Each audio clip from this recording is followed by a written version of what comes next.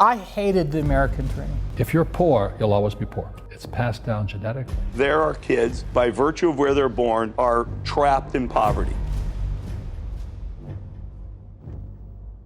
People get in money problems because of behaviors. The screams woke me up. Those children are often going to find it difficult to build relationships.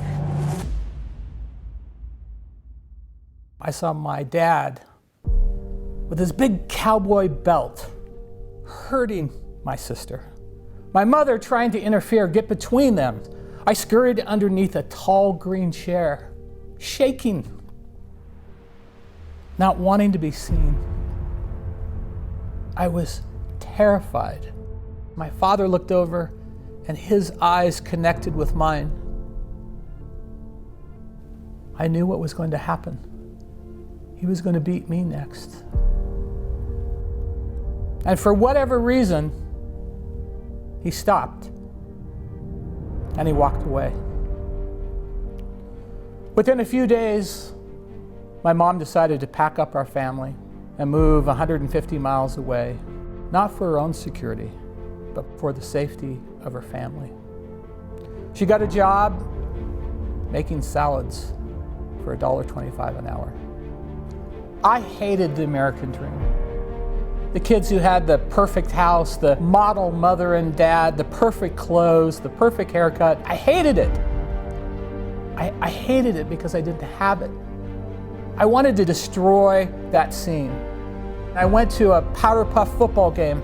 I bought 24 eggs and I went out there and I decided I'm going to throw eggs at these girls while they're playing in the powder puff football game. After launching a couple eggs, some of the parents started to yell at me, trying to talk to me. I wouldn't listen to them. I was a juvenile delinquent. I didn't need to listen to anyone. I felt a tap on my shoulder and I turned around. There stood 6'6", 280-pound Ryan. That's all I remember. I woke up a few minutes later.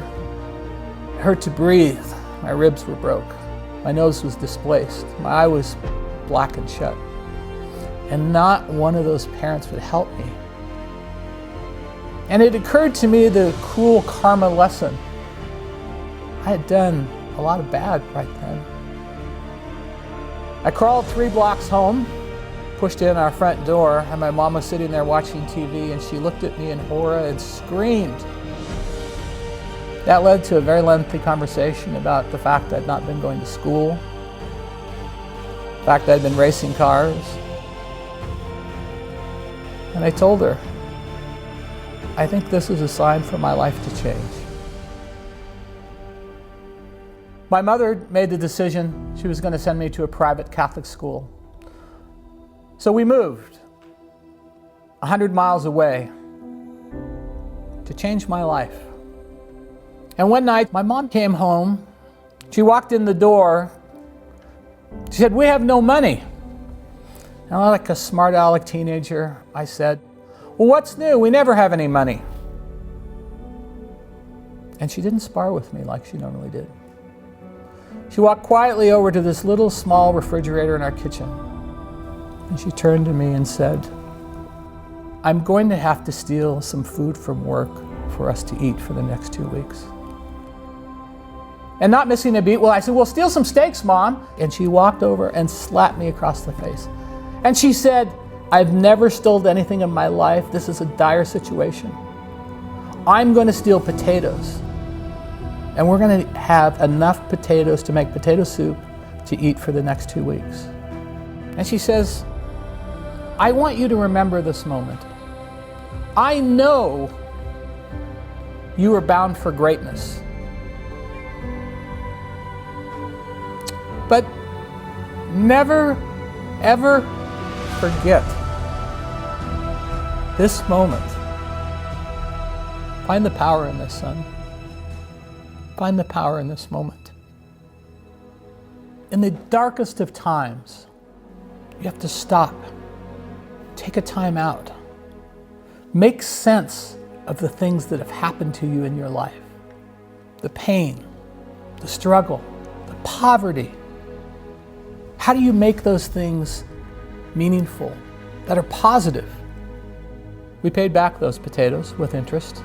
But my mom gave me a really unusual gift. The perseverance that I gained through that potato soup story allowed me to go on to start my own company. It's allowed me to have 2 phenomenal children. It taught me the values and the ethics that I needed to have, both in my company and in my family. We created the Potato Soup Foundation, and it's helped hundreds of people. No one in my life will ever go hungry again.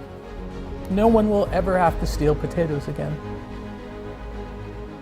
My mom did that. My mom was a very positive force for the negative things that happened to our life. We use those things as rocket fuel to propel us to the future, to give new generations hope. Sometimes when you go through these negative events, they seem such a horrific part of your life. But the key is looking back on the pain of your life and seeing, how do I let this motivate me for a better future? Use it as fuel to propel you forward. Find the power in this moment.